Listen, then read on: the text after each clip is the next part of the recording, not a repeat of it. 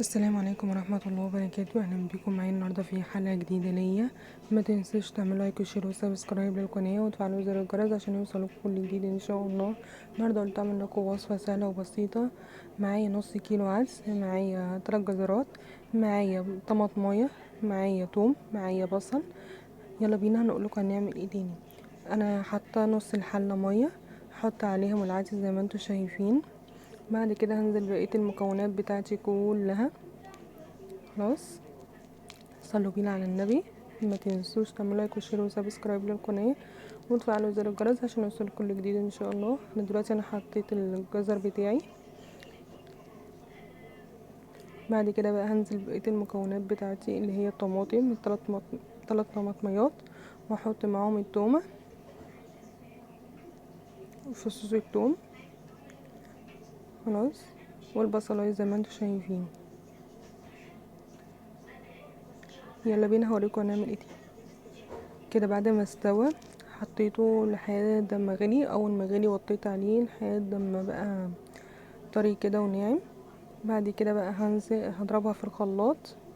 بعد ما اضربها في الخلاط اقول لكم هنعمل ايه تاني. دلوقتي كده بعد ما ضربته في الخلاط هبتدي بقى احط معلقه زيت كبيره، حبه زيت كبار يعني. بعد كده هنزل بكوبايه الشعريه بتاعتي. بعد كده هنزل بالخليط بتاعي اللي هو العدس بتاعي، الخليط كله. خلاص، بس بعد ما يحمر معايا الشعريه، تحمر يعني وكده، زي كأنك بتحمري شعريه الرز. خلاص، انا بحمرها تحميره كويسه خالص اهي.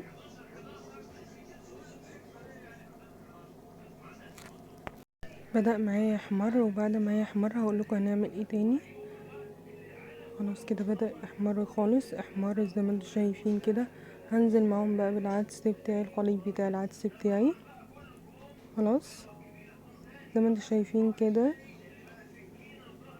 هقلبه تقليبه كده. بعد كده اقول لكم هنعمل ايه تاني.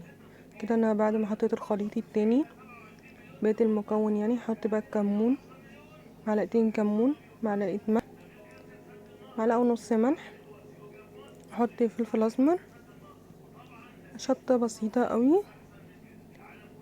هقلبهم تقليبه كويسه. خلاص، زي ما انتم شايفين كده انا بجيب كل التوابل بقلبها كويس كده بعد ما استوى. يا رب تكون الحلقه النهارده عجبتكم. ما تنسوش تعملوا لايك وشير وسبسكرايب للقناه وتفعلوا زر الجرس عشان يوصلكم كل جديد.